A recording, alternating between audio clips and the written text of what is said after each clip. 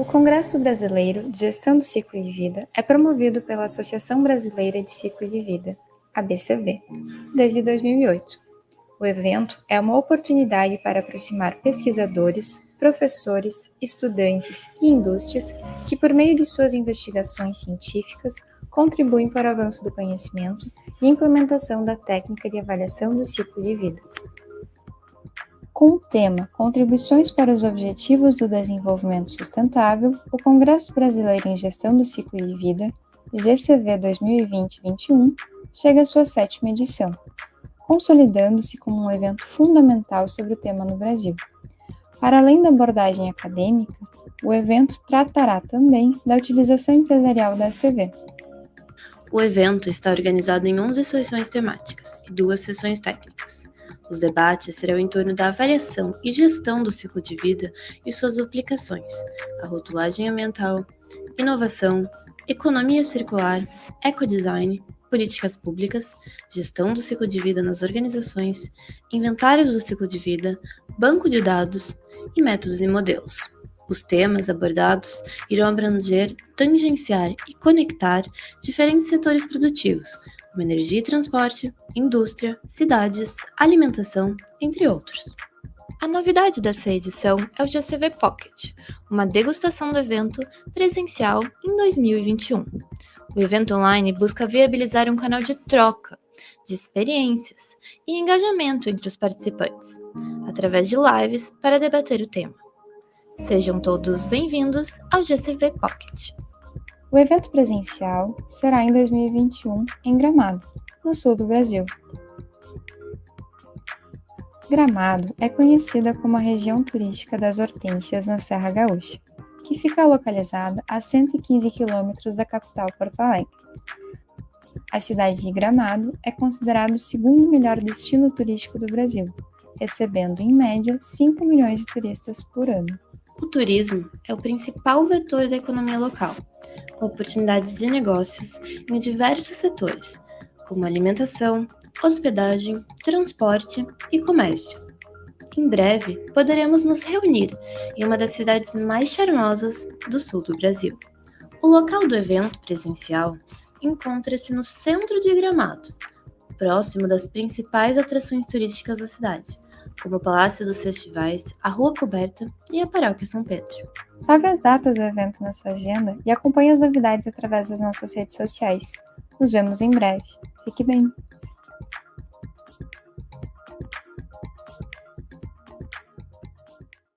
Em um mundo em transformação, como reinventar nossas ações? Nosso mundo mudou, está mudando, cada vez mais rápido. Vivemos o desafio coletivo de repensar nosso jeito de fazer. Somos convocados a descobrir novas formas de avançar, formas mais coletivas, sustentáveis e circulares. Isso pode ser feito, e é um exercício constante, um exercício do agora que pode transformar nosso futuro.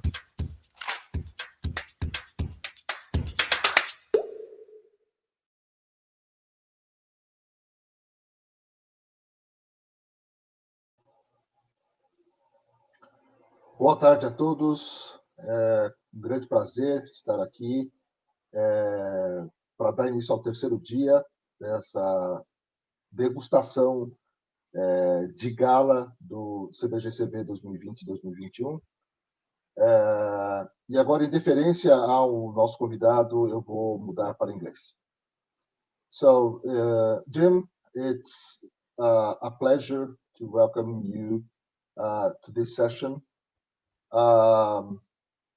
One of my favorite quotes is from Isaac Newton, and he said that if I have seen further, it is by standing on the shoulders of giants.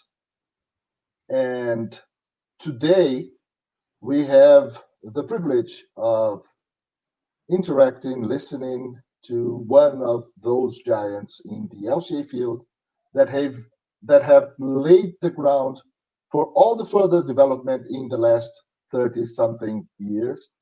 So I hope everybody enjoys a lifetime of achievement and experiences that Jim is going to share with us. So Jim, the floor is yours.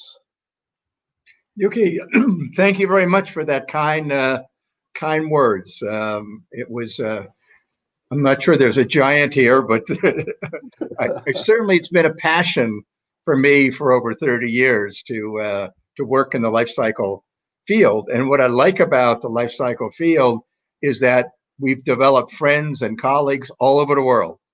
And you and I've met a number of years ago, and we have friends in New Zealand and all over Europe and everywhere else. And to me, the most exciting thing about working in this life cycle space is all the friends in all over the world, and we get to travel. And so, thank you for that.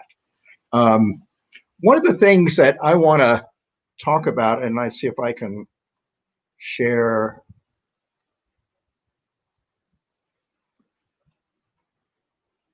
Do you see the screen? Yes, perfectly. Okay. One of the things that we've been working on in the life cycle area for, as Yuki says, 30 years. Summer of 1990, I have the privilege with a number of other people to chair a workshop that CTAC organized, Society of Environmental Toxicology and Chemistry, organized in Vermont. And before that, there really wasn't the term life cycle assessment. There was environmental work, energy studies, and resource management studies. And there were 4 practitioners around the world that were doing it.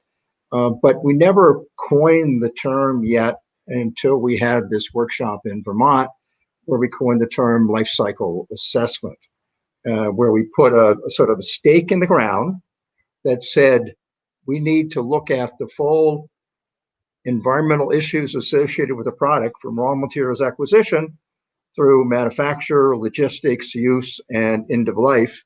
And even then, end of life was not always landfill, although in many cases it was.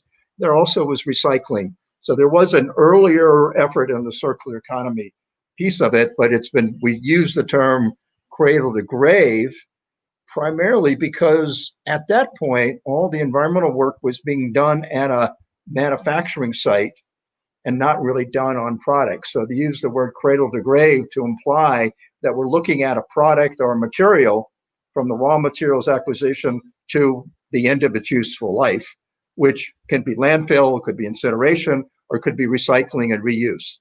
But that's where the term sort of cradle to grave came from. But we now know it's more of a circular economy, cradle to cradle kind of perspective. So that started the effort in helping to put a stake in the ground in what we mean by life cycle assessment. And then for about 15 years or so, over the last 15 years, we've been working on what I'm calling the supply and demand. There's been a lot of work by practitioners there in Brazil, all over the world, that have been working on databases and software and really building the capacity, which I think is great. But one of the things we have not done a good enough job on is building the demand, where people want to use the life cycle results to help innovate, to help tell a story about the environmental preferability of one product or one material after the other. And so over the last year or so, after the American Center for LCA meeting we had last year in Tucson, I won the Lifetime Achievement Award, which was a great honor, to win that. But we got into a lot of conversations about the rebranding or changing the narrative of LCA, that it's not this high expense, cost, time consuming technique that only experts can use and only experts can understand, that things have gotten better. We got databases, the software, and people are beginning to use the results in a little more way to create business demand and improve sustainability value. So that's why we've been coming up with this project of connecting lifecycle value to user needs. And then current effort is designing LCA for application, not just for doing ISO standard methods, but for applying value. So moving forward, this is a cartoon that we came across a while ago, and I think it's quite quite relevant to our conversation. How do I get rid of my old computer? Why don't you just give it to a school? Well, that would take me a week to find someone to take it. The hard drive is broken and it has no software. And it would cause a tax accounting nightmare. Maybe we should leave it in the school playground at night. That's what I did with my old refrigerator. What I hate most is that I didn't have a better idea. Well, we do have a better idea. Life cycle assessment, where the supplier of life cycle information, that whole community, understands the expectations, needs, processes of the users, the people who use the results to make decisions, so their life cycle information is relevant and understandable. And at the same time, this is supply and demand. The users, the decision makers, understand and know how to incorporate that life cycle information into their decision-making processes. That's that better idea. That's what we started with 30 years ago. We made a lot of progress, but there's a lot more to be done. And so I want to do today is just share with you some ideas and examples of things where we have learned to really make a difference and drive, a better connection of use of LCA. So let's start out with what have we learned? For 30 years, the lifecycle community and the user communities have developed the LCA methodology, databases, software, and have been applying them to conduct LCA studies globally. We've ensured the scientific and technical foundation for LCA through the Society of Environmental Toxicology and Chemistry. We've standardized the methodology through ISO Global Acceptable Methods for performing LCA.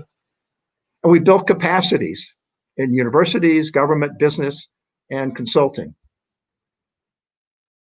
We've also established really the global life cycle community with the UNEP CTAC, activity, with the FSLCI, with New Zealand, American Center, Latin America, and SOCA. Been a number of networks been established to really build the regional local capacity. It has been used by governments, NGOs, green building, particularly in some of the green market efforts in the UK and the EU. And companies like Baskin and BSF, Coulter, Interface, and numbers have incorporated life cycle information software into their business practices. But despite all that, the value and the scientific credibility that we brought to the field over the last 30 years, LCA has still not achieved the widespread adoption among the decision makers. And we saw that as a major opportunity. So let's just take an example here. What I think is one of the best illustrations how earlier life, it wasn't even before we called it life cycle, it was more energy study, but Coca-Cola had identified that there was environmental impact associated with their packaging containers, aluminum, glass, steel kind of packaging materials that they used. But instead of saying which one is better, they said and not banning a material, they said all materials may have an impact, all materials can do better. So they challenged the material and the container companies to make adjustments. And I think the success of that, particularly with the aluminum or aluminum sector, was that they were able to recover those used beverage containers and then recycled them. And by doing so, reduce the energy consumption by 90%. And this was a long time ago. And what was powerful about that Coca-Cola's positioning is that because they decided not to ban one material or the other or deselect, they said all materials have some kind of an impact. You go back and work within your sector and your sort of supply chain and improve. And the aluminum group improved by reducing the life cycle energy by 90%. At the same time, what that did was contribute to the development of the infrastructure for aluminum recycling.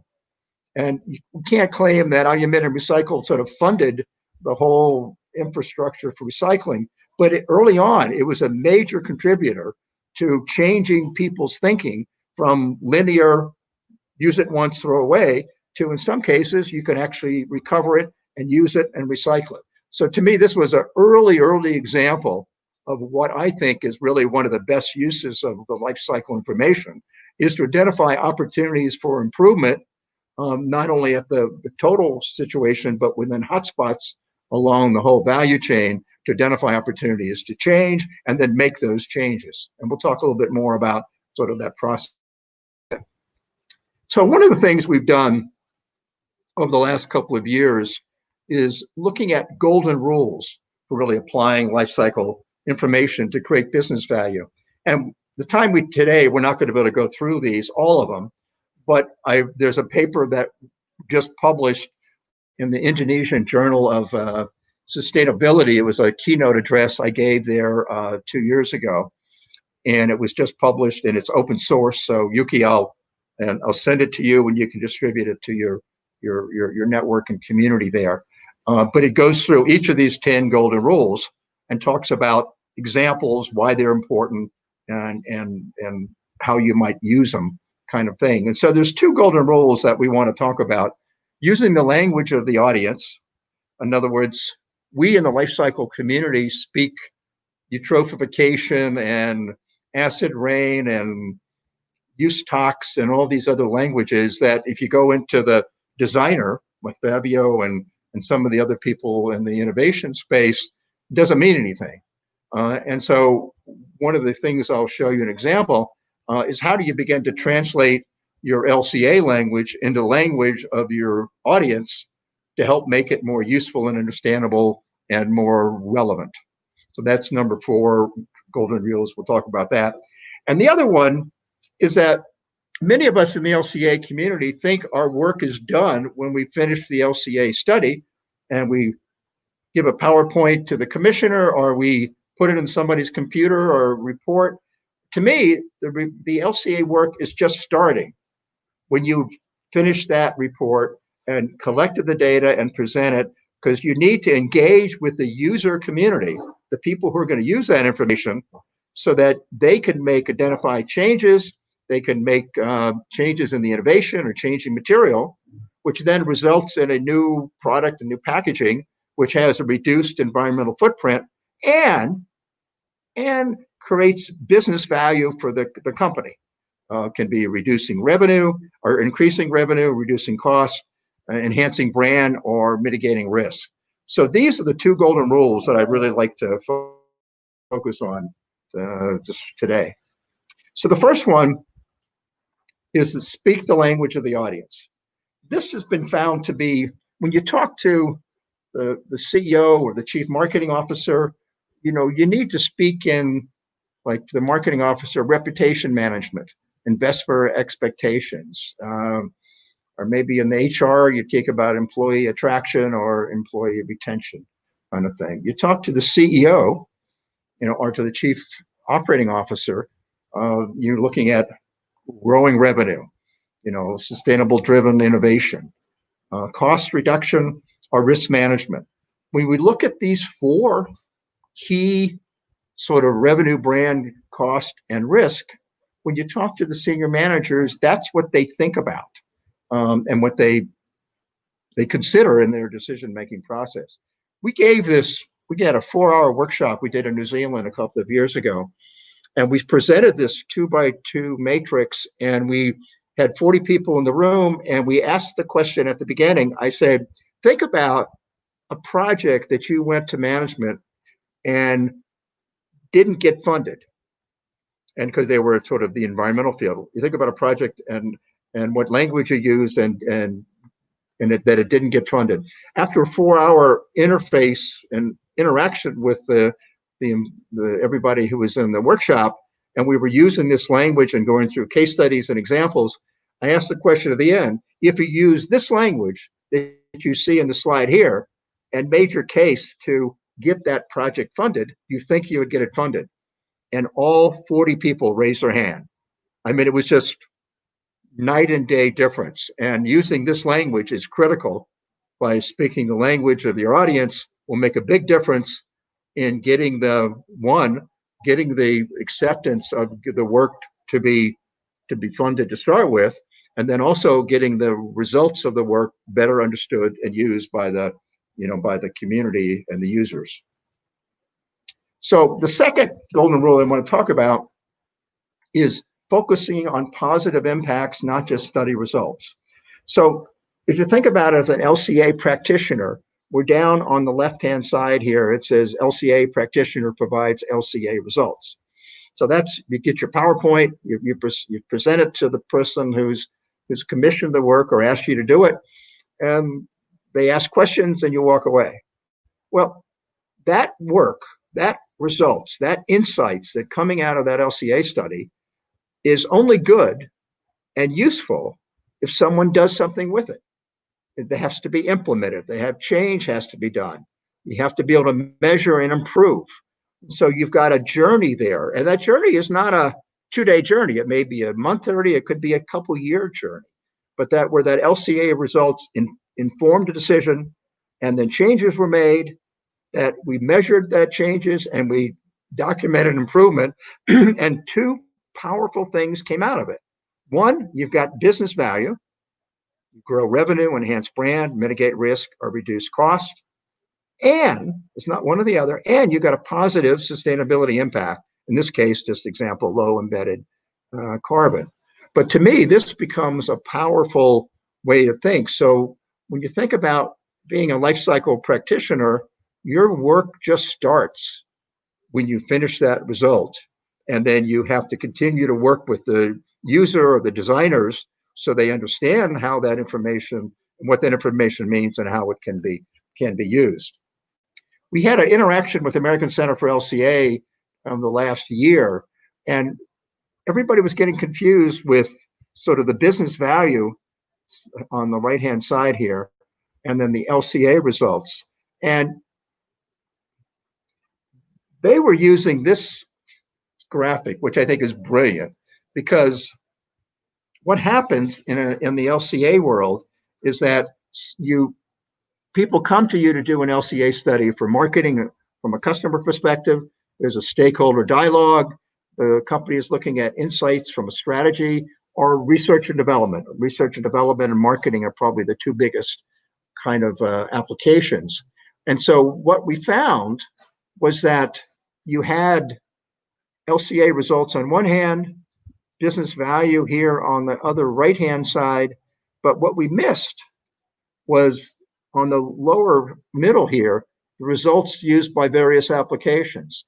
So when you think about an LCA study, people come from marketing, and customers may be asking you from an innovation design stage, they're going to ask for that information. But even there, they have to use it, make changes, and only when they make changes and they measure it and get improvement, that you get business value and positive sustainability impact.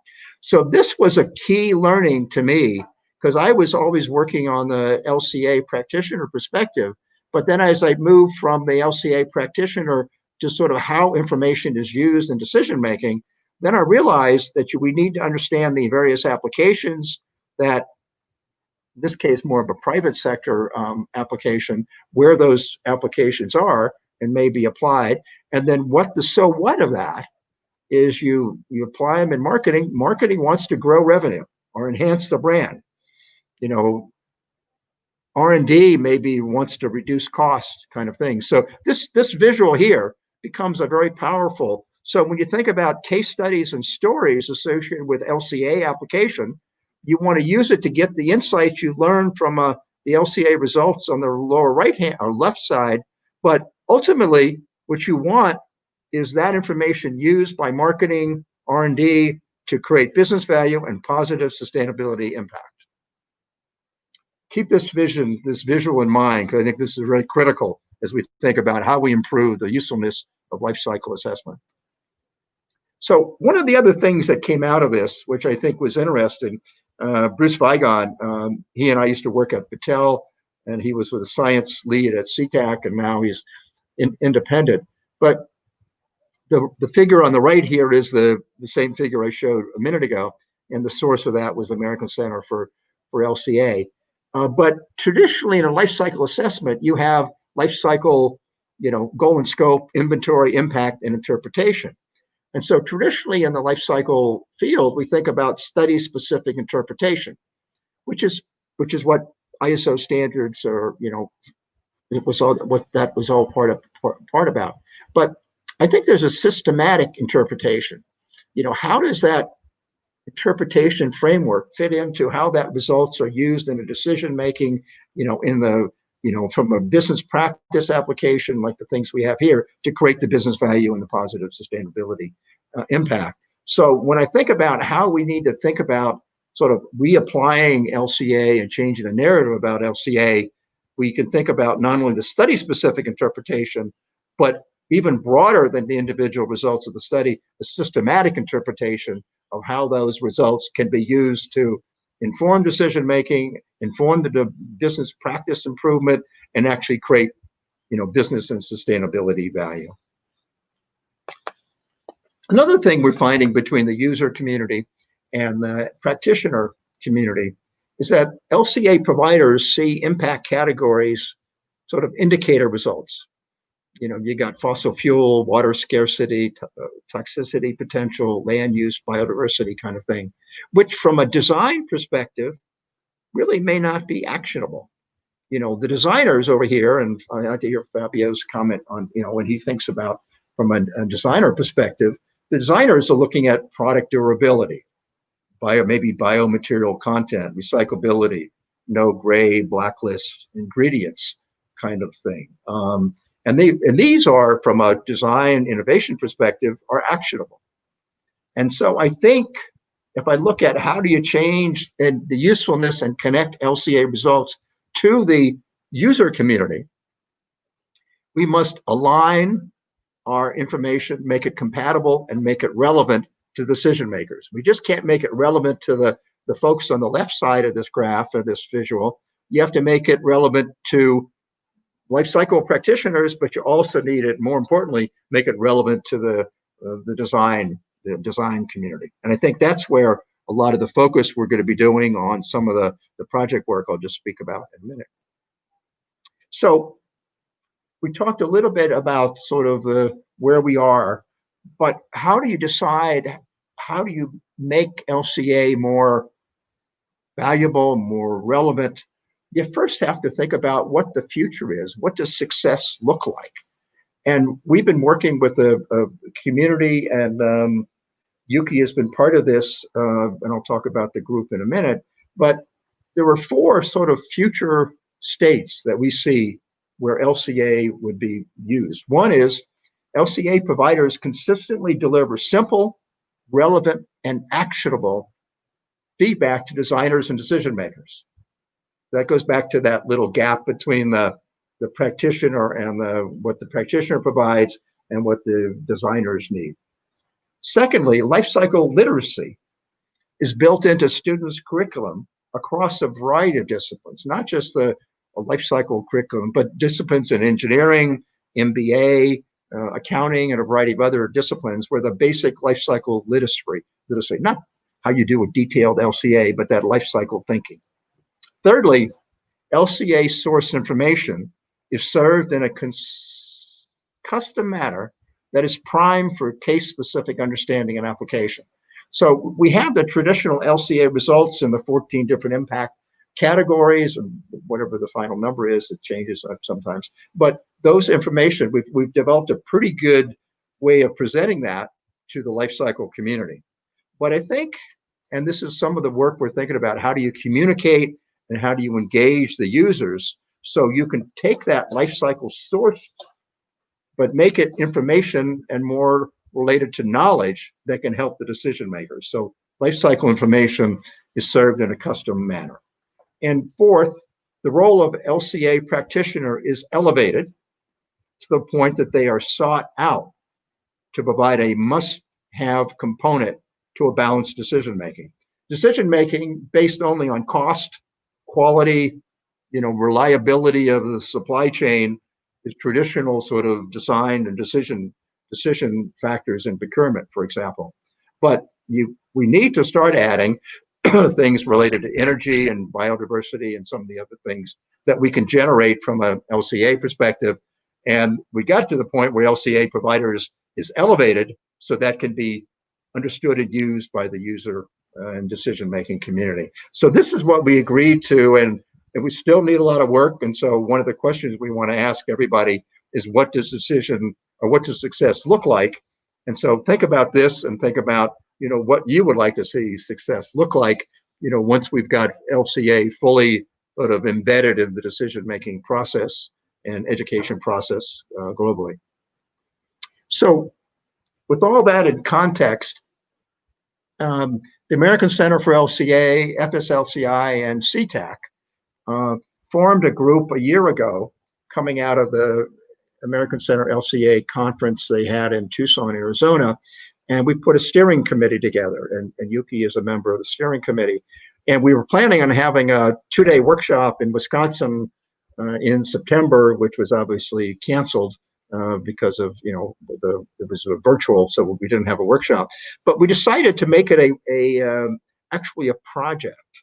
And so instead of having just a 2-day workshop, you try to answer all these questions, we decided let's make a project out of it. So we've got 5-phase project, the project setup, where we've got some groups working together. We've got a variety of people activity on it.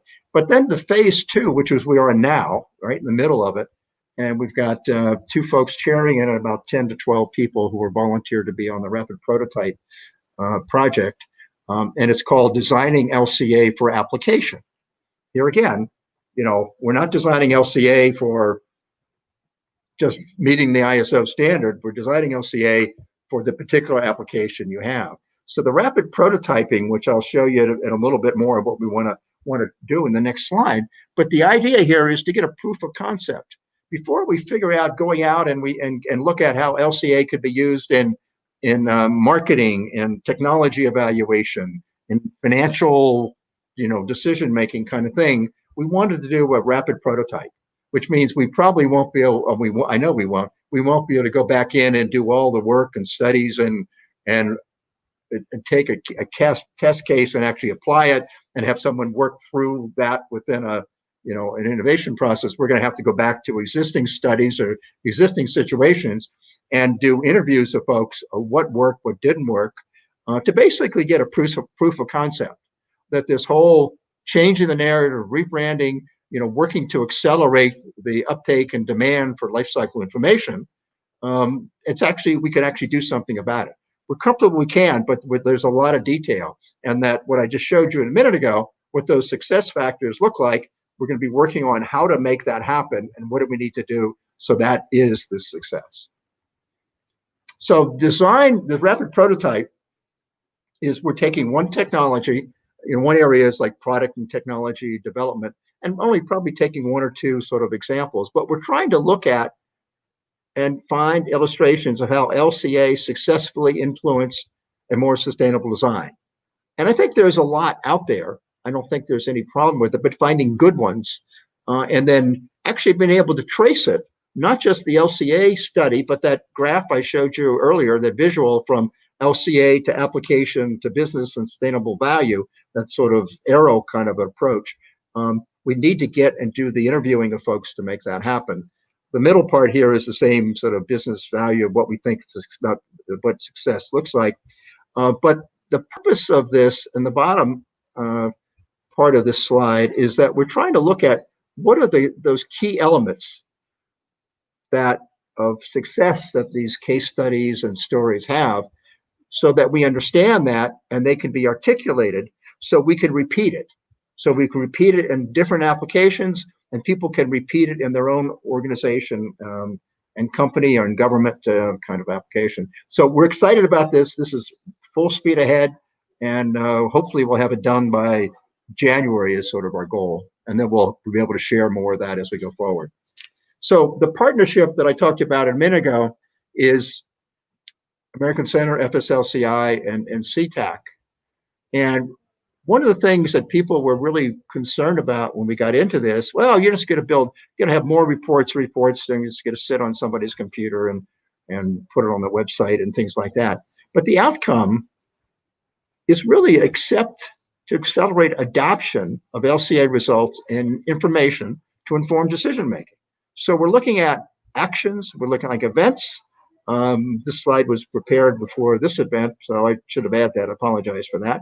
We're looking at executive development, in terms of executive programs and MBA programs, training curriculum to build that life cycle literacy, and storytelling. I mean, we're all understanding storytelling is a very powerful way of getting this. So these are the kinds of things that we're going to be doing, and the outcomes. And the outcome is the success. Accelerate adoption of LCA information to inform decision making. But it's not going to be a report. I mean, there are going to be reports, but our outcome is not report. It may be a means to an end, but this is where we're headed, and we're really excited about that. So walkaway messages. There are 4. One of the things is to ensure the users of LCA results are part of the goal and scope definition right from the start. I mean, one of the things that we learned years ago at the Code of Practice workshop in Sesimbra in Portugal, we actually added what we call the goal and scope. Before that, it was inventory, impact, and interpretation. And the ecological risk assessment field, which CTAC was very big in, had what they call a problem formulation stage before they got into the technical risk assessment part of it. And we sort of took that, because my experience with CTAC, I was president of CTAC pretty much at that time, and we said, let's not call it problem definition, but let's call it goal and scope definition. So we get the people in the room who's going to do the work, we get the people in the room who are going to provide the information, and we get the people in the room who are going to use the information. And we get them right at the start, and we have them engaged throughout the whole process. So when the LCA results are done, the users aren't surprised. They've been part of that process. And so that is a number one walkaway message, getting the user into the goal and scope and keep them involved throughout. And secondly is that the LCA practitioner, I've said this a couple of times, need to maintain an ongoing linkage with the subsequent decision-making process to really create that value. So not just the LCA results, but there's implementation, there's change, there's measurement, there's improvement, then you get business value and sustainable impact. And the other part of this, the LCA practitioner, our providers here, need to be familiar with the application business practice, innovation. I mean, Fabio's talking about design, and how do you basically, what is the design process? So LCA people not just have their own understanding of how they do the work, but they also have to understand how the people who are going to use it, what is their business practice or government practice? So that becomes critical. And finally, which has been said over and over again as well, it's critical to understand and be able to speak the language of the applications and the businesses. And to me, this becomes very powerful. You get people involved right from the start. You get the users and the practitioners working together and continuing throughout the process. And the practice does not end at the end of the result. It just starts, and you get to the point, then you can drive it towards business value and product and positive sustainability impact. So thank you for your time, and I hope that I provided the information you need to sort of set the stage for, I hope, will be a very solid interactive panel between our panelists as well as everybody in the audience. So thank you. Thank you very much, Jim, for sharing your insights. Nothing like a long-time perspective to see things more clearly. And I share the enthusiasm, and I have already shared it with you with this project. And I think this is exactly what we need if we are going to move forward. And now I'd like to welcome the other panelists. Fabio Sant'Ana is a market development specialist in Braskem. He's a designer, has a number of successful products launched in the market. Now he works more specifically with packaging, which is a great challenge, how to redesign the packaging of the future. Fernanda Costa Curta is a LCA. I think I'll let her define herself when. I think mostly she has the same role that I occupy of a translator between ILCA data providers and LCA data users, and so it's going to be very important to hear her point of view as well. She has a long career in the cosmetics industry, and now she is adventuring in a solo, sharing all her knowledge with others and transforming other business in that sector. And so impact business is certainly a huge success. So welcome, and Jim also. And I think just as a warm-up question, Jim suggested that we all share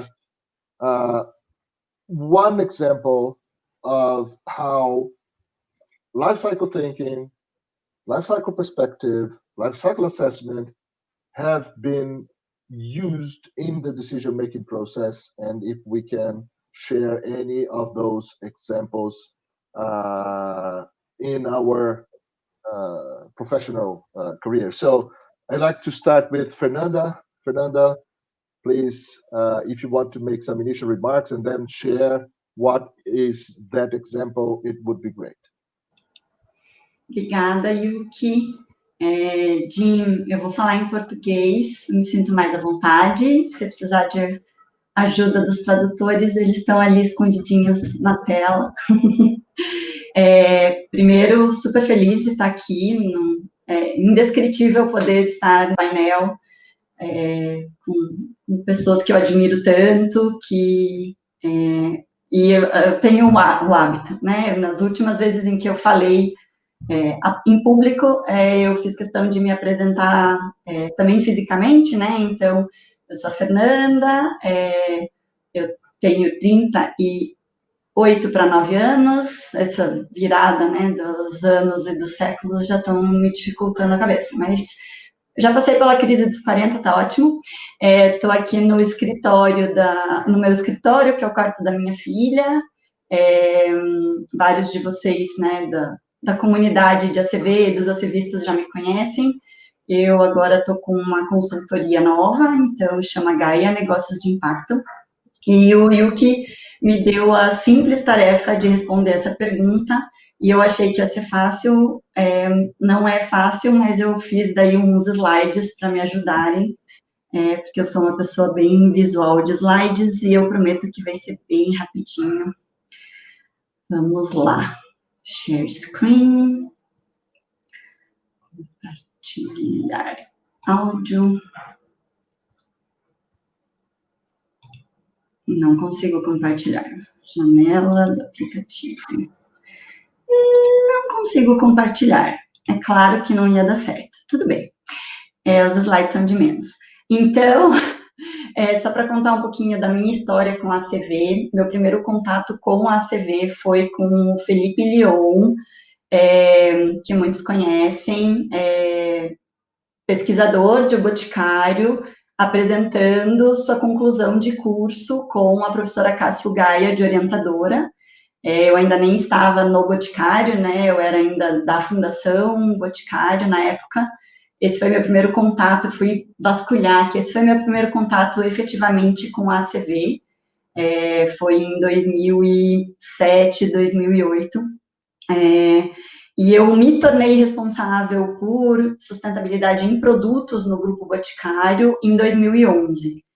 E como o bichinho da ACV já tinha me picado, eu comecei a colocar em prática o que eu acreditava que era a ACV, o que eu aprendi sobre a ACV, e eu me tornei, acho que o Yuki ia falar, que é uma tradutora, né, nos papéis aí do mundo da ACV, então, entre os ACVistas e aqueles que precisam tomar decisão. Eu gostei muito quando ele me falou isso.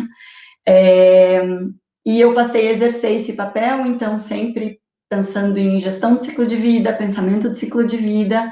Tive a honra e o prazer de participar de 2 edições do GCV presencial, de 2 edições do LCM presencial, então, as 2 grávidas, com pessoas incríveis, com o Yuki, com o professor Gil, com várias pessoas. Aprendi muito com todo mundo do IBICT, e eu achei que ia ser fácil. Não é fácil porque eu falo demais, mas é isso, eu tenho contato com a ACV, acho que desde que eu nasci, porque eu sou bióloga, e eu tive contato com a ACV, efetivamente, como ferramenta, e como que eu acredito, né, que ela deve ser, que é uma base técnica, científica de conteúdo para a tomada de decisão, há muito tempo.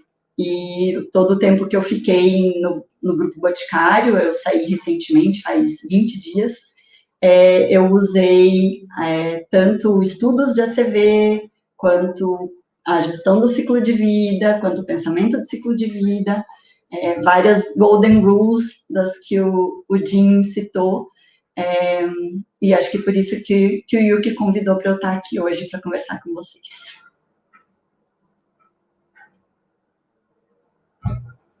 Obrigado, Fernanda. Jim, so Fernanda was sharing with us she's occupying this translator role. Her first contacts were back in 2007. Sorry, Yuki, you will translate? I should speak in English. No problem.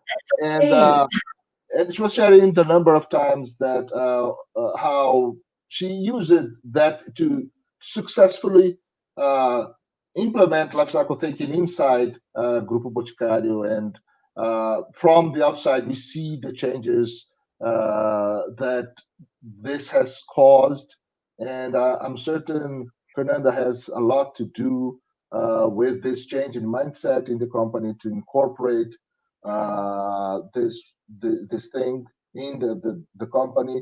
The development of their internal data sets, database for raw materials and products, the lifecycle inventories of all the Boticário products, and so those, I think, are major contributions that she has done for the LCA community in Brazil. Fábio, please. Jim and Yuki, you're gonna have a lot of work because I'm still speaking in Portuguese.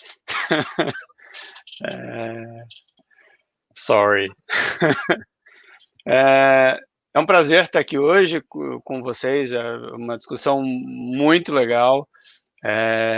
Eu que tenho muito pouca experiência em análise de ciclo de vida, fazendo parte desse dia, desse painel, é realmente um prazer muito legal.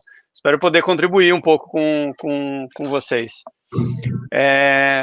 Fazendo uma introdução, então, eu estou na Braskem faz 2 anos, trabalhei muitos anos com design de produto, e aí fazendo o desenho da embalagem, ou na verdade um desenho de um produto, embalagem a primeira vez. Nunca tinha trabalhado com embalagem, nunca tinha trabalhado com análise de ciclo de vida. Então, o que estou fazendo aqui, né? Eu acho que a história é trazer o pensamento do design para uma petroquímica, para atuar com projetos sustentáveis. E aí eu me deparei com análise de ciclo de vida logo quando eu entrei. Tive um mix de sentimentos, onde é incrível, mas é super difícil. E aí como que eu faço isso? Como que eu insiro no mundo do design? Eu acho que esse é o grande desafio que eu tenho topado e tocado na Braskem, como que eu integro mais essas análises super técnicas, ao meu ver, né, super analíticas e técnicas de entropia e de coisas que eu não entendo nada, mas como que eu insiro isso no mundo da criatividade do design, né? Eu acho que tem sido um desafio muito interessante e vem muito em linha com o que o Jim falou no começo da apresentação deles. E é isso. Okay, so Fabio was sharing that he has had contact with LCA for just about almost 3 years, and when he got in touch with LCA, what he thought was, this is amazing, but also this is very difficult. And since then, he has been struggling to integrate all the technical knowledge and scientific background that LCA brings into the creativity of the design world. And that is actually a major challenge. And we are going to squeeze him out later on with our comments and questions. Before handing over to Jim, I'm gonna talk a little bit about myself and my trajectory in this. I got into lifecycle management and lifecycle assessment by accident because I was dissatisfied with my career at the time, and I wanted to switch careers. I had a commercial role, and I wanted to have a more technical role.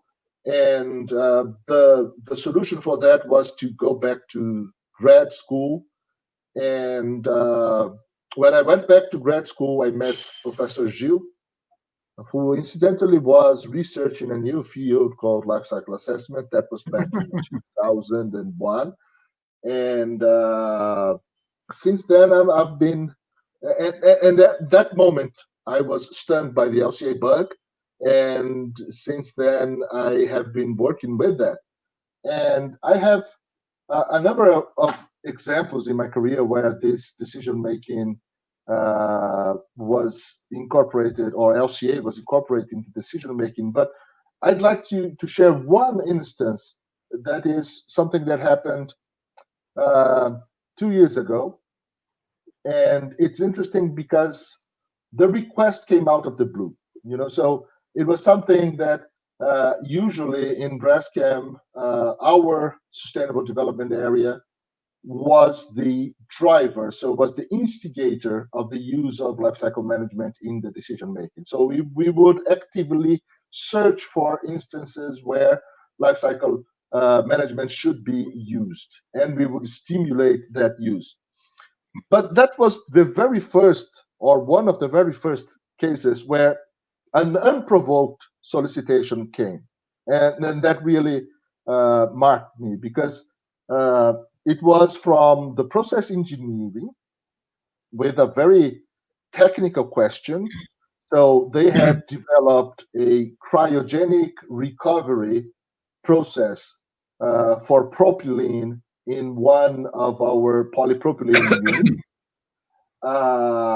But that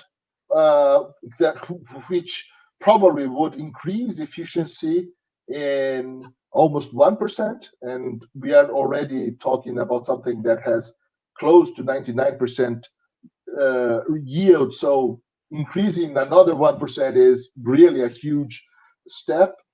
But it would have the side effect of creating an increase in volatile organic components emission. And so there was a clear trade-off in increasing efficiency and all the environmental benefits that it could bring, with increasing the impact in photochemical ozone formation. And the question was, should we pursue this process? Should we further develop and try to implement it in the unit? And if it was successfully implemented, it would be rolled out to other units as well. And so that was one first instance where we did an LCA, we got the results, and we said, okay, you can go on with this because the benefits and the reduction in all the other environmental categories, because you are increasing yield, would compensate the trade-off in photochemical ozone formation. And that was only possible because we had already developed a way to include value judgment into this, fill the gap between hard data and sustainability attributes. So, and this is, I think, the first point of discussion I'd like to raise for the panel is, what is the role of value judgment in filling the gap that Jim mentioned in the middle of the information flow from data-driven, science-driven data to the value for the decision maker at the end. So what is the role of value judgment? And I'd like to also to ask the audience to share their views on the comments.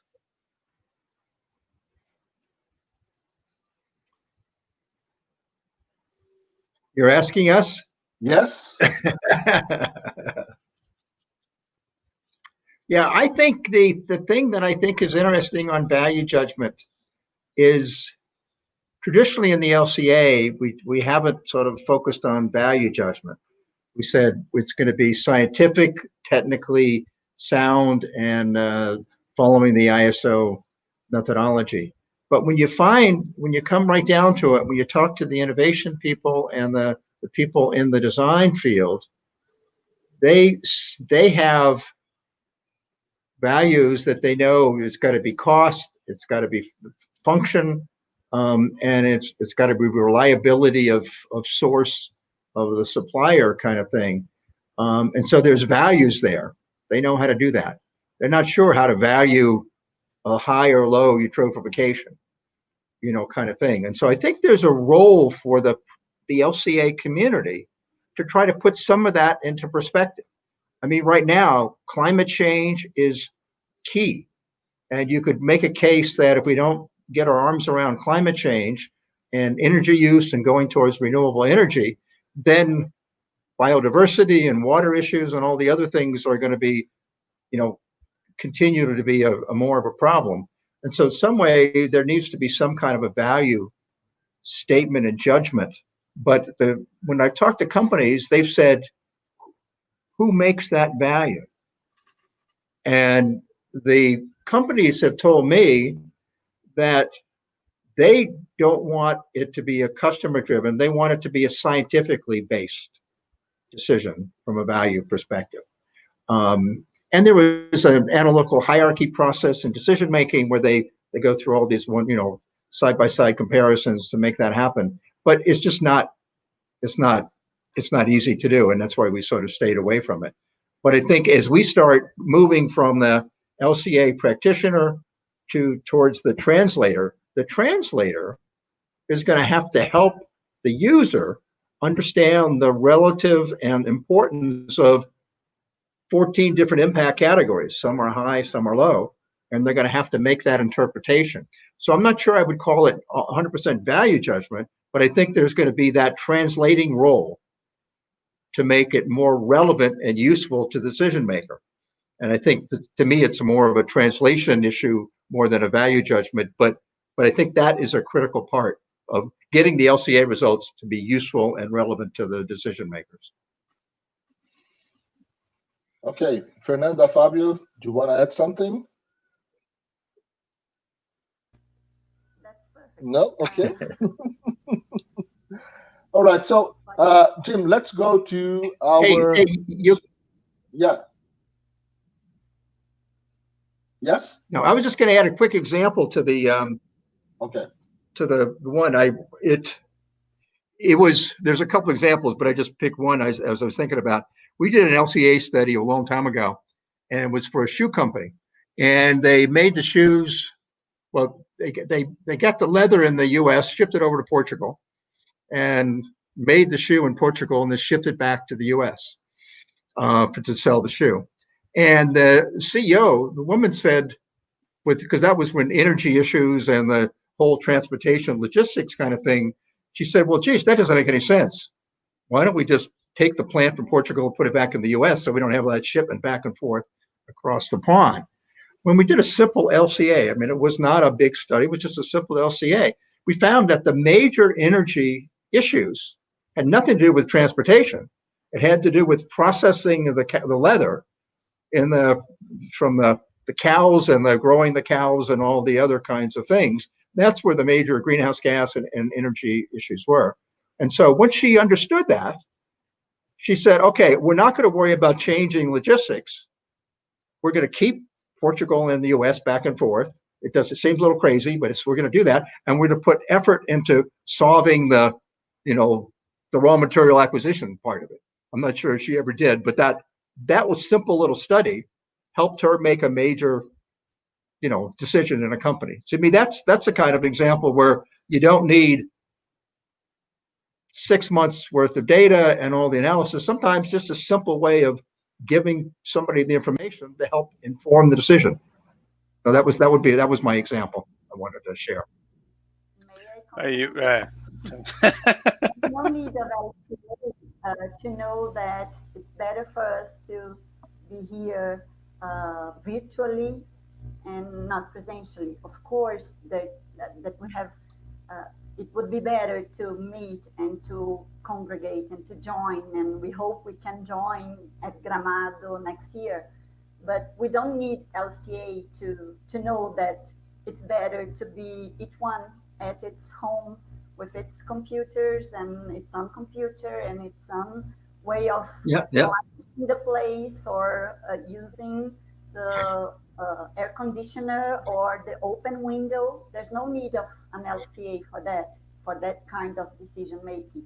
But we had to have the pandemic to show us, or to show decision makers, or to show everyone that we need to be at home for safety and for climate change and for money and for many other things. That's just a compliment. Okay. Fábio? Eu acho que um exemplo rápido é o tanto de discussão que a gente já teve, né, de discussão saudável, essas conversas dentro da Braskem, de eu só preciso saber uma direção por enquanto, né? Então, às vezes, simplificar o ACV sem desvirtuá-lo. Então, como achar esse meio do caminho para eu começar uma direção certa, e aí a gente tem que tomar risco, né? De às vezes errar, de às vezes não dar muito certo, mas a gente tem que tomar risco para testar esses modelos, para começar a unir os mundos, e aí eu estou falando principalmente pelo design, né? Porque cada vez mais a gente fala de processo agile, de design thinking, de todo processo que é para ser muito rápido, e de novo, que nem o Jim falou, eu não posso esperar 6 meses, né? Eu tenho que ter alguma coisa rápida, e eu acho que a gente tem conseguido chegar em modelos bem interessantes. Okay, Jim, do you get that? Did you get that? Okay, so no, I did not get that. Yeah, okay. Fábio was saying that was well said. Thank you very much. Well said. Fábio was saying that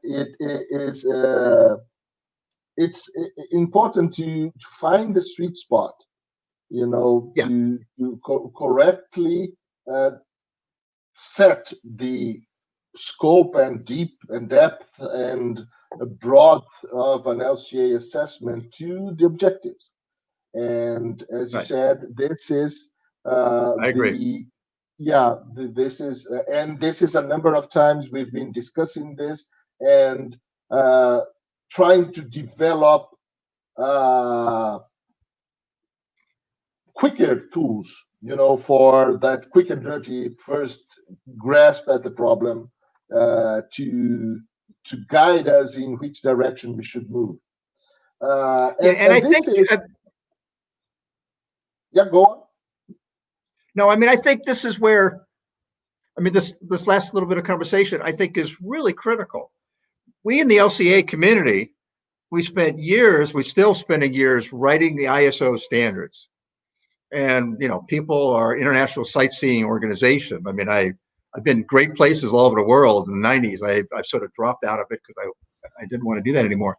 But we spend too much time thinking everything has to meet the ISO standards. And a lot of the earlier work before we even wrote the standard was on life cycle mapping. I mean, when we did the Smuggler's Notch workshop in Vermont, everything was about hazardous waste and about air pollution and water at the manufacturing site. So we just started mapping, you know, the life cycle without all the detailed data collection and all the modeling and all the impact kinds of indicators that we've now added to LCA. And there are things that you can help make decisions fairly easy. And it could be a life cycle mapping. It could not even an LCA. I mean, it depends on the question, on the objective. And so I think we've got to get out to finding the right tool for the question that we're being asked.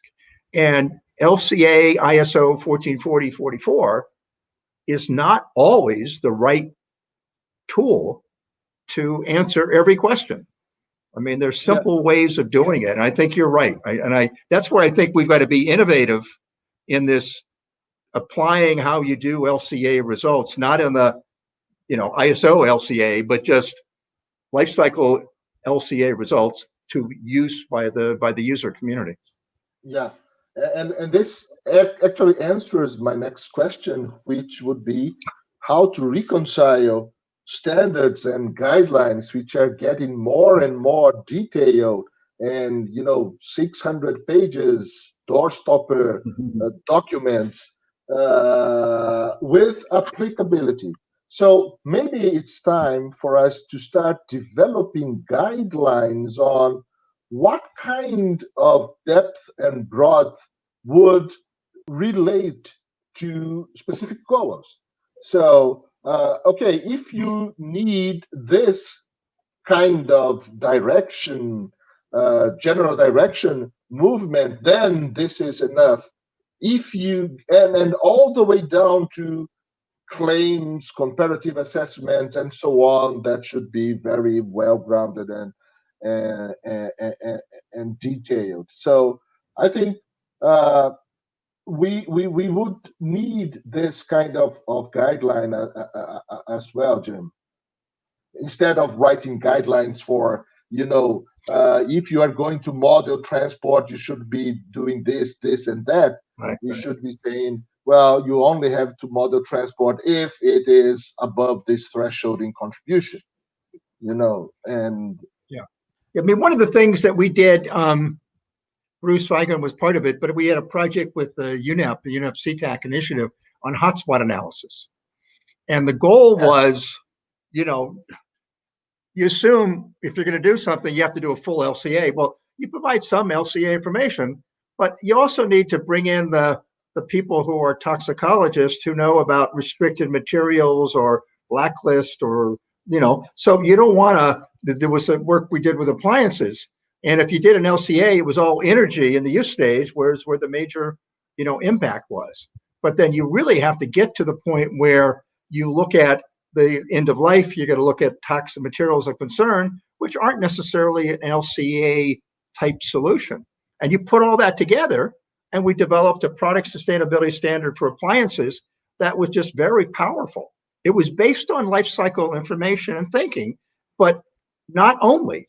So it was this other information. That's one of the golden rules, is that LCA information is essential, or is essential but not significant. And you need these other hotspot information to make it work.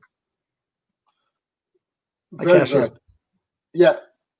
So going to some interactive questions that we would like the contribution of the audience. The first question is, if LCA results were fully embedded into decision making, what would that look like? So it means, what are the signs of success? What does a world where LCA is widely used look like? What should be the signs we were looking for? Okay, so any of you, Fernanda and Fabio, have an idea on tackling this question? what would be the signs of success? So if we are successful in this project, Jim is leading, what will be the signs? When do we know we have reached destination? I agree with all that we've said before, that you need to know where to go and where you are. Yes, so let's see, in Grupo Boticário, when I worked there with many tools, different tools, in the first works that I did with LCA, I didn't read the ISO. I'll tell you, I never read the ISO, the complete ISO. Because I was never the acevista, as we say in Portuguese, the one who really does the collecting of data, and so I never read the ISO. But we developed many tools to get to different places and to see that we were getting there or not. One of the examples that I can use, because we are at home here, is from P Verde from Braskem, the green plastic, the sugar cane based plastic. The first time that we tried to use at O Boticário, I think it still was O Boticário only, but some people said, I need to see the data, I need to see the data.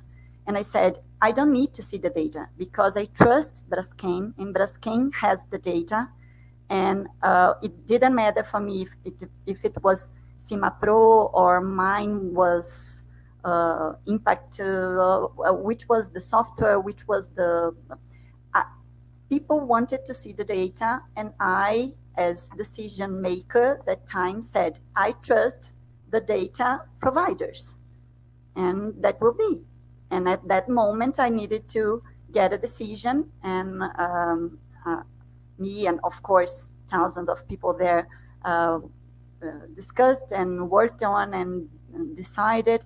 But at that time, of course, it was more expensive to buy from the green-based PE.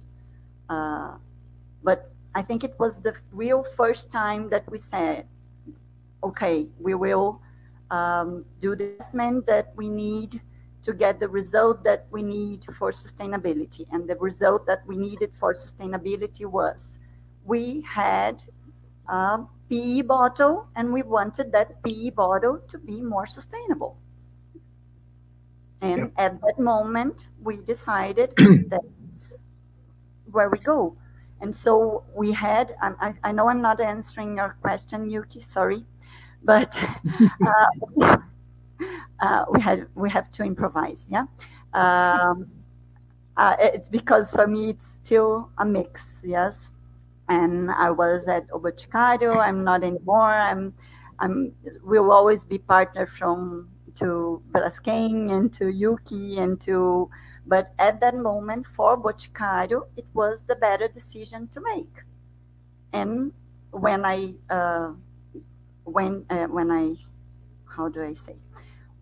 left Boticário 20 days ago, we still decided that, yes, that's the better decision to make. And why was that? Because Yuki and all the acevistas with him or behind him, or all the people, had a wonderful study, and we needed to know, we had to know where to get and where we were. And we had that clearly, because we had a bottle of shampoo made from PE on petroleum based, and we wanted to get to a more sustainable one. And at that moment, it was the green PE, and still is the green PE. So I chose to get an example that here in the house, because I think it tells a lot about the decision making that and the translation partner paper role, the translation role that I had to do at O Boticário. Thank you, Fernanda. Fabio, what would you please give us the designer point of view on that question?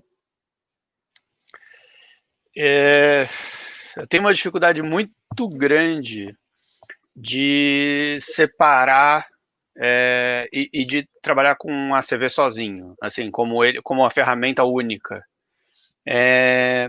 Porque eu acho que ela responde, ela dá uma fotografia muito bacana. É muito bom você ter a fotografia da CV para responder algumas perguntas.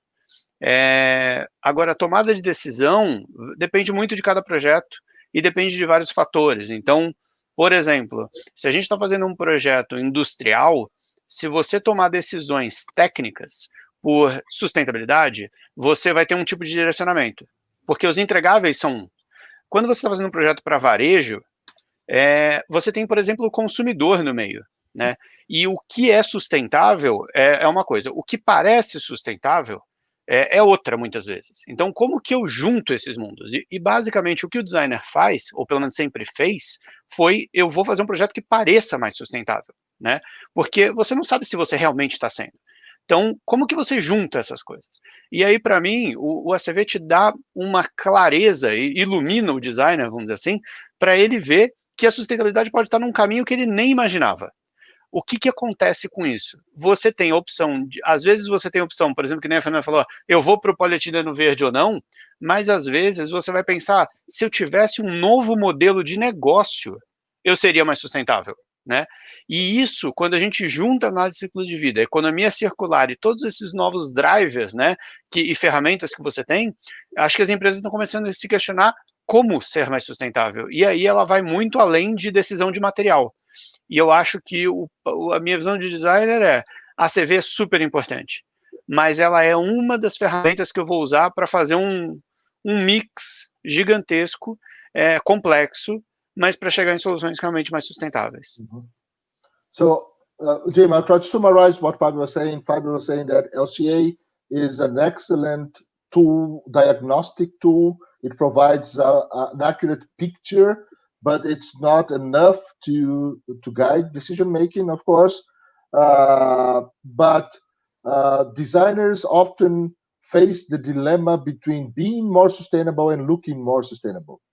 And the early sign of success would be that these two things are the same.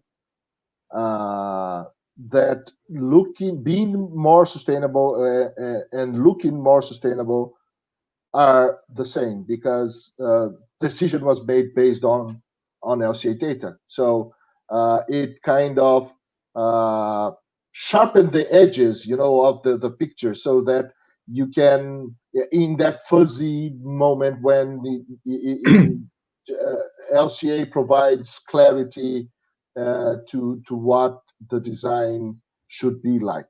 So this is his answer to that question.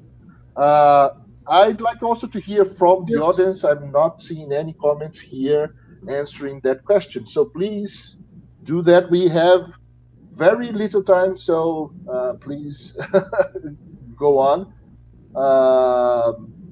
Jim, do you want to add something? I just wanted to add, sorry, just complementing, because we are in a stage of today that we have a mix of thousands of different tools, and most of them are trying to get to the same place, that is sustainability, when we think of the 3 Ps, the triple bottom line: social, environmental, and financial. So we have circular economy, cradle to cradle, we have donut economy, we have many new ways to do economy. And I think LCA must continue to be the primary tool for decision making, because as Fabio said, sometimes designers don't know where to go. Well, they don't know, because there are many information, there are many ways of working, You don't need to deliver the product the same way that you've always been delivering the same product. So today you don't need to buy water in a bottle anymore. You can rent the service of industry that leaves the filter, I don't know how to say that in English, it must be filter, at your home, and then you pay for that service. And you're receiving what you want, pure water. You want pure water at your home. So there are many tools, there are many ways, but LCA, ACV in português, né, not life cycle management thinking, circular economy, cradle to cradle, donut economy, and I think we need decision made using reliable data, and sometimes it can be a screening process, sometimes it can be a hotspot process, but we need to be, the decision makers need to be, need to have the condition to get the better decision with reliable information. Yeah, Yuki, just a sort of a quick comment. I mean, I think maybe I'm reading some of the comments here. These guidelines that you all have been talking about. I mean, we've got guidelines on how do you commission an LCA study, but how do you commission the right tool for the appropriate, or for the question that's being asked? I think that's where the guidelines are. So maybe there's a sort of a decision logic, you know, if this, you go this way, if that, you go another way, and you just sort of a flow chart kind of a decision tree. Thanks. But maybe that's where we need to think through. And it's not always a comparative assertion 1440. I mean, it can be something simpler, like that little example with the shoe that I just talked about. And, you know, when I was first got into the field, I was doing a lot of aquatic toxicology, you know, sort of seeing what chemicals would kill fish. I mean, you know, would be safe for fish. And you did what we call a range finding test. You put sort of wide concentrations and you see what, you know, you set the concentrations up. And then when you did the more definitive test, you got down into something a little more detail. I mean, I think we need to do something like that, something that gives us a higher perspective in a simple way. And in many cases, that will be sufficient to help Fabio and other people in the design area. In other cases, he'll say, but what about this? Oh, good point. So we dive down to get that information, not that level of information for everything, but that specific. So I think the decision tree and some examples of how that would be used would be very powerful to improve the value and usefulness of the LCA results. Mm-hmm. Yeah. Cassia is saying in the comments here that we need simplified golden rules based on LCA studies to support decision making. So I think yes, this could be a way, but also Cassia also said in an earlier comment that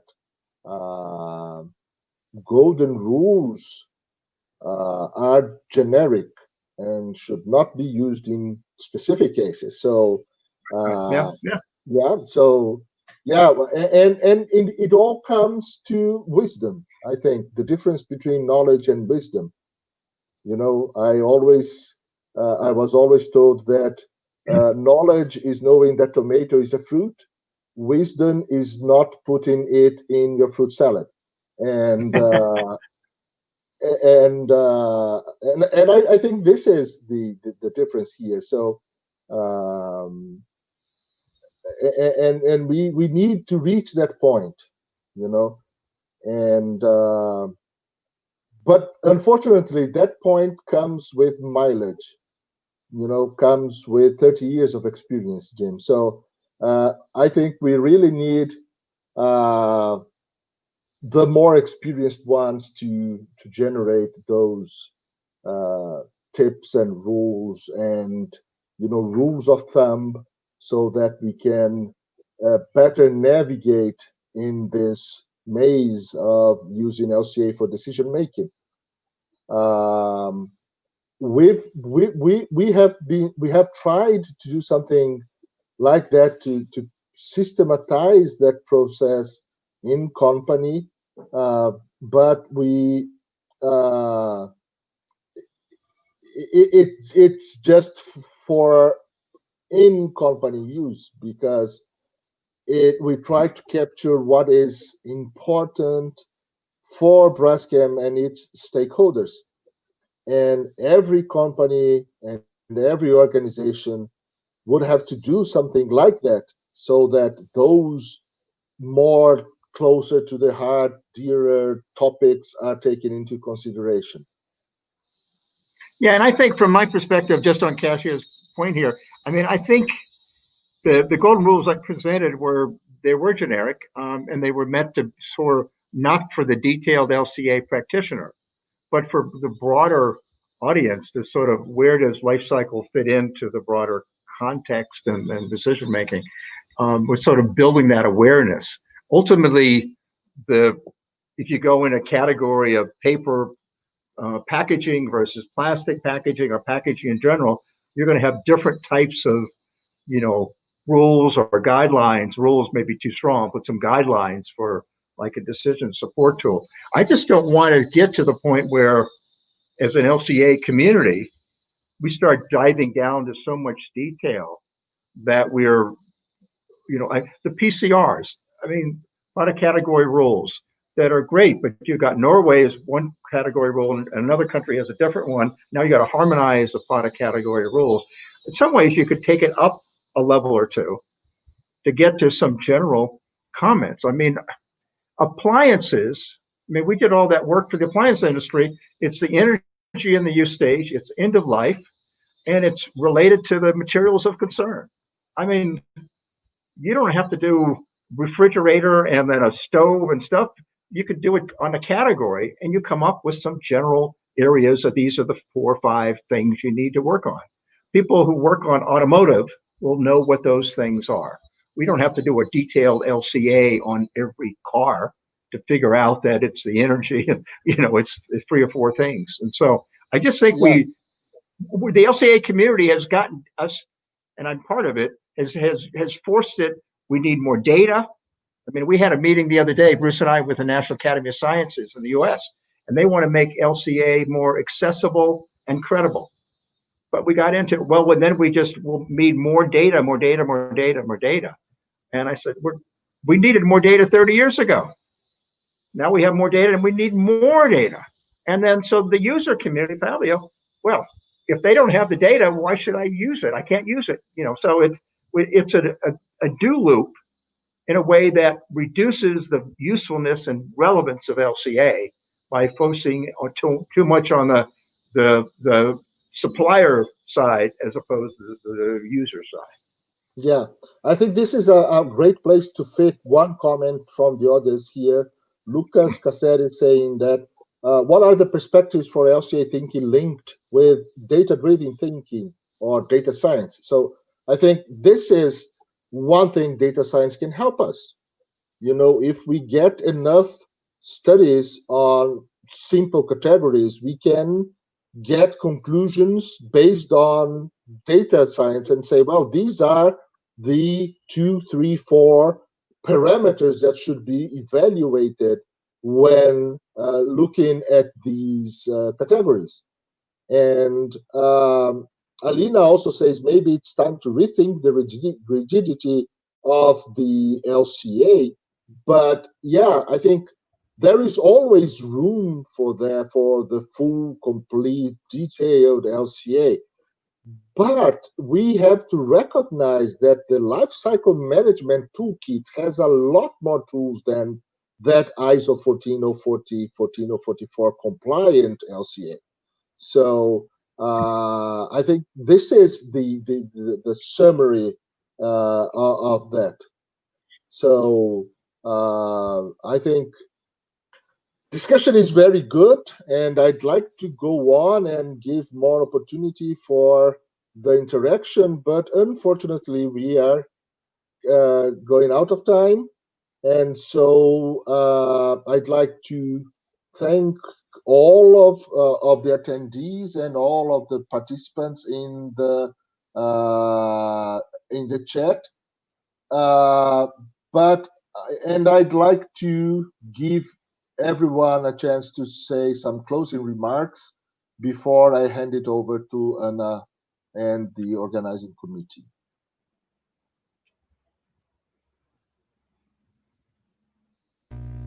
For my closing, I would like to read what Cássia Gaia said, because closing is for her from me, that we always want the best to do, but the best is not as good as the good. So we do the good for now, and then we look for the best in the long data. That's it. I really look forward to see everyone in Gramado. It's one of my favorite cities in Brazil, and I never imagined that I would be participating in the panel today. So just thank you, everyone, and I'm here for what you need and for questions and to help. Thank you. Fábio? Queria agradecer a todo mundo e fazer um convite para vocês acessarem um site que no final faltou eu dar esse exemplo, que a gente tem um programa bem legal chamado Desafio Design, que a gente tem inserido desde o ano passado a análise de ciclo de vida como uma das formas de tomada de decisão para projetos. Esse ano a gente vai rodar com o Boticário e a BRF, tem um site www.braskem.com.br vou colocar /desafio design, eu vou botar nos comentários, acessa e lá tem um pouco da explicação de como que a gente faz isso, e a gente vai colocar na mídia depois divulgando, vai ter no YouTube do Desafio Design. É bem interessante o que a gente tem feito, simplificando, mas sem desvirtuando a análise de ciclo de vida, inserindo isso, essa ferramenta para tomada de decisão de projetos sustentáveis. Muito obrigado. And my closing comments is one, thank you for the opportunity to participate. I wish it was in person. Brazil, I've been there a couple of times, but it's been a while, and so I'd love to come back down. So maybe when we all can travel again, when we can do this actually in person would be great. I think the thing that I would like to emphasize is that we need to understand the user community and the user decision making, and how do they make their decisions, and that needs to be a focus. Will allow us better to then figure out how to best apply the right tool if we not only know who the decisions are and how they make the decisions, but the process they use to make the decisions. So I think that's critical. And if you want to work on these guidelines and decision support tools and things like that, I'm more than happy to help and do what I can to make some of that happen. So thanks again. Great. And Yoki, thank you and all you folks for helping to organize this. Thank you, Jim. Thank you, Fabio. Thank you, Fernanda. It was a pleasure. And Ana, I'm going to hand it over to you.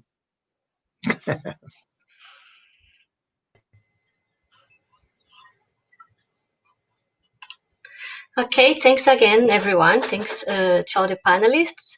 It was a great honor to have you here today, and you are all invited for sure to join us in Gramado next year.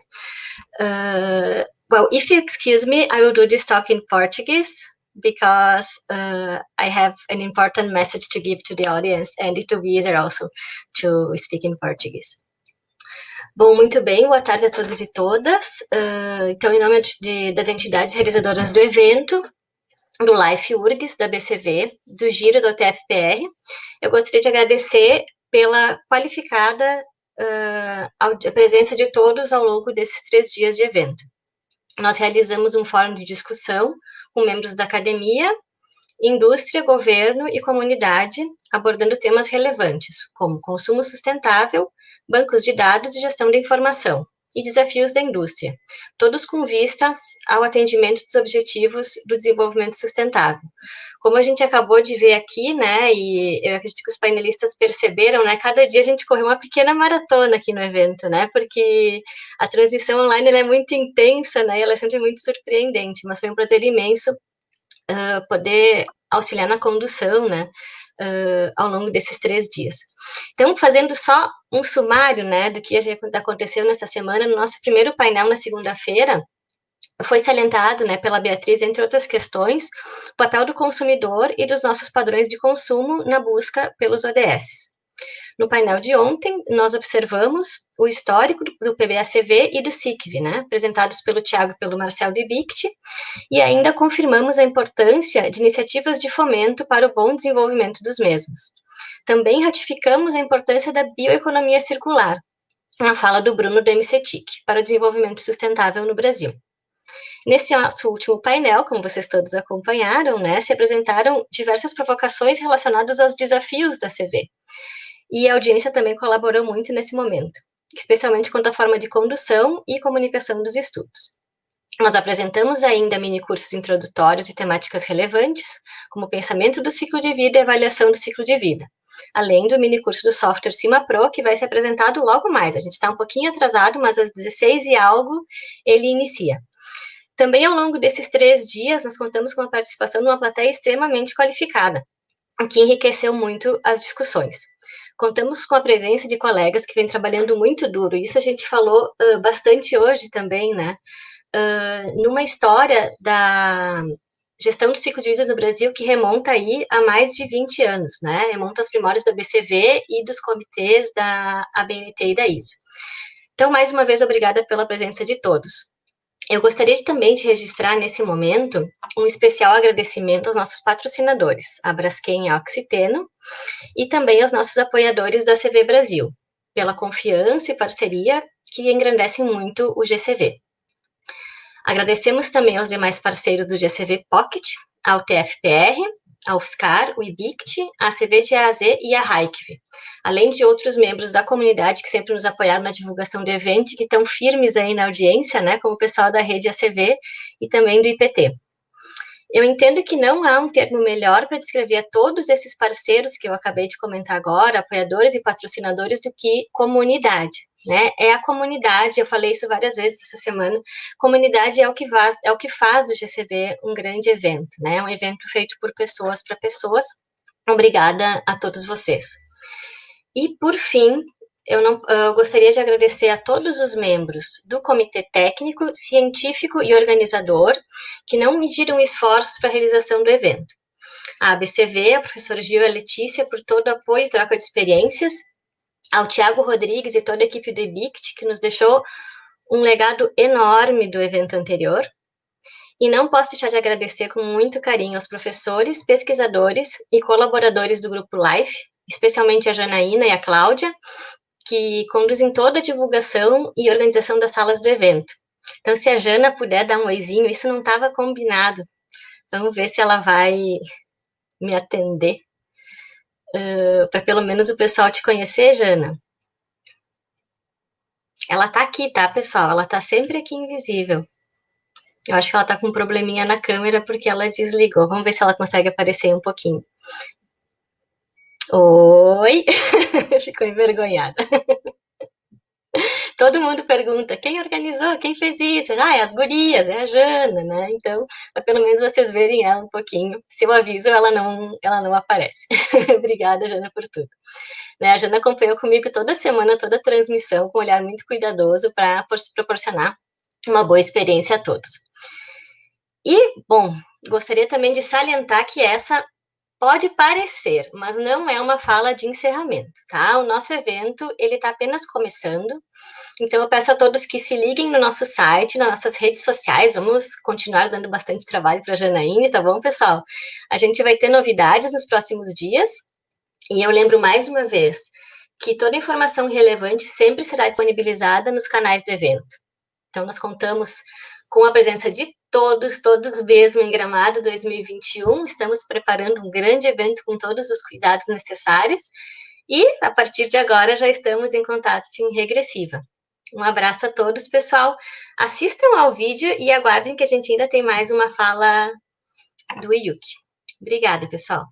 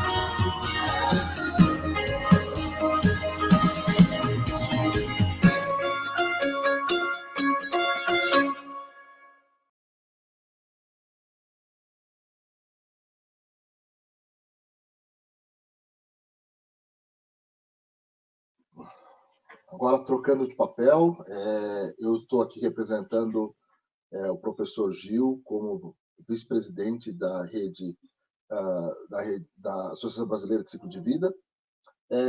Tenho um recado bastante específico dele. Ele pediu para que eu prestasse aqui uma homenagem aos pioneiros da ACV no Brasil e que falasse sobre a trajetória que começou em 1994, quando essa primeira atividade formal relacionada com a ACV no Brasil, com a criação do Grupo de Apoio à Normalização Ambiental, o GANA, que era Rubimar Andrade, Cícero Dias e o José Ribamar Schereb, que é bibliografia obrigatória em todo estudo brasileiro de ACV, toda a publicação brasileira de ACV. Também mencionar a contribuição de Haroldo de Matos, que foi superintendente do Comitê Brasileiro de Gestão Ambiental quando a ISO 14040 em português foi lançada, e que nada melhor nesse momento de congraçamento da comunidade de ACV do Brasil que a gente também lembre e preste um tributo aos pioneiros que introduziram esta ferramenta e esse jeito de pensar aqui no Brasil. Então, fica aqui a nossa palavra de agradecimento a eles. Fica também o agradecimento a todos que contribuíram para que este evento acontecesse. Este evento é um evento da comunidade de ACV para a comunidade de ACV. Então, em nome da Associação Brasileira de Ciclo de Vida, agradeço muitíssimo a Ana Passuelo como representante do comitê organizador dessa versão Pocket do GCV, e espero vê-los todos em Gramado em 2021.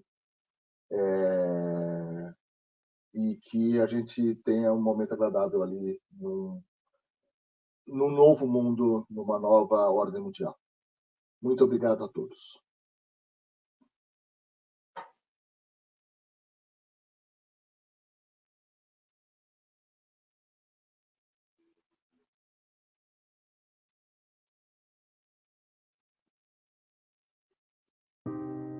O Congresso Brasileiro de Gestão do Ciclo de Vida é promovido pela Associação Brasileira de Ciclo de Vida, ABCV, desde 2008.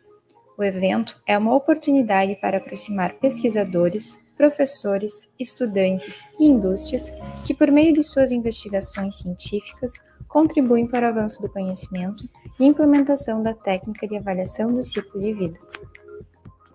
Com o tema Contribuições para os Objetivos do Desenvolvimento Sustentável, o Congresso Brasileiro em Gestão do Ciclo de Vida, GCV 2020-21, chega à sua 7ª edição, consolidando-se como um evento fundamental sobre o tema no Brasil.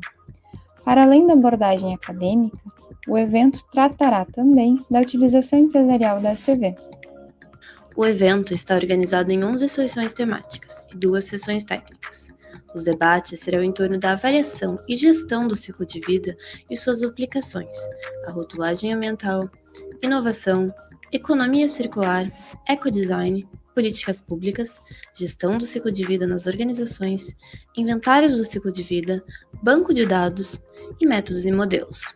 Os temas abordados irão abranger, tangenciar e conectar diferentes setores produtivos, como energia e transporte, indústria, cidades, alimentação, entre outros. A novidade dessa edição é o GCV Pocket, uma degustação do evento presencial em 2021. O evento online busca viabilizar um canal de troca, de experiências e engajamento entre os participantes, através de lives para debater o tema. Sejam todos bem-vindos ao GCV Pocket. O evento presencial será em 2021 em Gramado, no sul do Brasil. Gramado é conhecida como a região turística das hortênsias na Serra Gaúcha, que fica localizada a 115 quilômetros da capital Porto Alegre. A cidade de Gramado é considerada o segundo melhor destino turístico do Brasil, recebendo em média 5 milhões de turistas por ano. O turismo é o principal vetor da economia local, com oportunidades de negócios em diversos setores, como alimentação, hospedagem, transporte e comércio. Em breve, poderemos nos reunir em uma das cidades mais charmosas do sul do Brasil. O local do evento presencial encontra-se no centro de Gramado, próximo das principais atrações turísticas da cidade, como o Palácio dos Festivais, a Rua Coberta e a Paróquia São Pedro. Salve as datas do evento na sua agenda e acompanhe as novidades através das nossas redes sociais. Nos vemos em breve. Fique bem!